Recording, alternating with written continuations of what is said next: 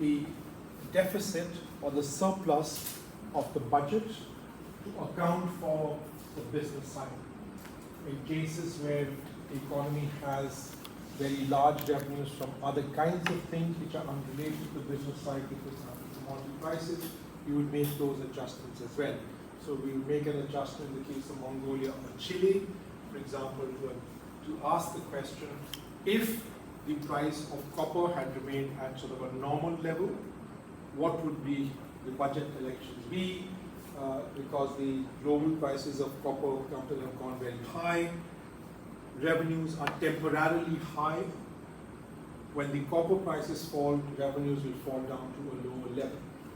In the case of Vietnam or in the exercise that we do, we will make the adjustment only for the cycle, because we may not have information. In the case of the US, for example, which has a very diversified economy, it does not depend on one or two commodities which are traded in the international prices. South Africa, maybe it depends on gold.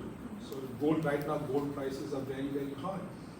Or other countries which produce a lot of gold are probably getting a huge amount of revenues from gold production, but the price of gold may not necessarily remain at this high level. It fluctuates in international markets. So a country like Thailand, again, I don't know how one would, but usually there's not much of an adjustment for commodity prices. Germany, again, it's a very diversified economy. It does not depend on any commodity. So probably the only adjustment that you need is for cyclical factors. But there might be some adjustments required for structural factors, but you don't have to worry about that because you don't have a very good sense of the German economy, neither do I. Okay? If you tell me something, I'll believe whatever you say. But you don't have to make that adjustment. You just need to make an adjustment for the cycle. Now remember that what looks like a surplus here, right? Because we have not made any adjustments for the cycle, may actually become a deficit here. It can happen if the economy is very far below where if there's a huge recession, then this number can become quite small.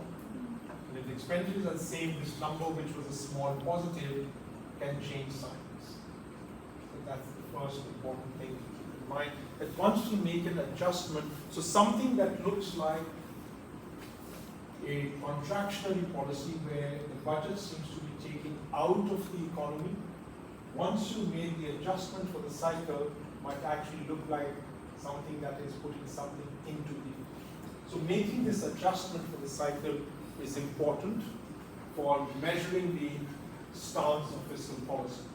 What is fiscal policy actually doing in the economy at any point of time?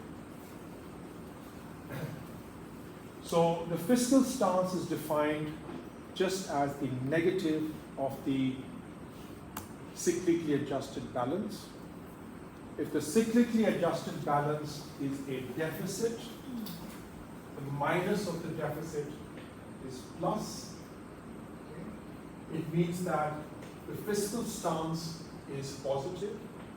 It means that fiscal policy is adding something to the economy, or the fiscal stance is expansion. Okay. Very simple. No derivatives, no impulse response function, no nothing. Just take the cyclically adjusted balance, find the negative of it, and if you find that that number is positive, then the economy, the budget is supposed to be expansion, the fiscal stance is expansion. If that number is zero, then the budget is neither taking out of the economy nor adding to the economy. The fiscal stance is said to be neutral. If the fiscal stance is negative, which means that there's a surplus on the cyclically adjusted balance, then the budget is taking something out of the economy, or the fiscal stance is contraction. No major optimization, no nothing. No market equilibrium, no representative agents. very simple. We define the fiscal impulse as the change in the fiscal stance if there is a deficit, if the deficit becomes larger, right? So this number is positive.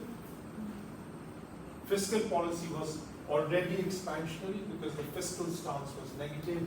It is becoming more expansionary, and the other way around. If the fiscal stance was contractionary, then it is becoming less contractionary, and there is a fiscal expansion. If the fiscal impulse is negative, then the fiscal policy is getting less expansionary. There was a deficit. The deficit has become smaller. This number is positive.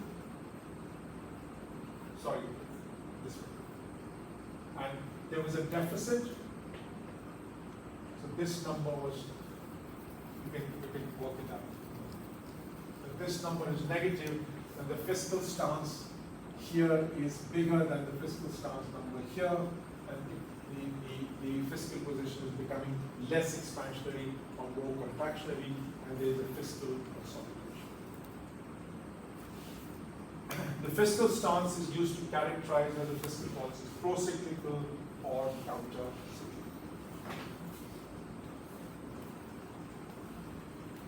These are examples of what the fiscal stance and the fiscal impulse in New Zealand look like. Here is the fiscal stance. And what is the fiscal stance? You take the overall balance, you adjust it for the cycle, put a negative sign in front of it, and you get this number. So, in this case, where is fiscal policy is expansionary, where is fiscal policy contractionary? It's expansionary during 2007 to 2009 because the fiscal stance is a negative number, and the fiscal impulse is measured by the difference between the fiscal stance of 2 years.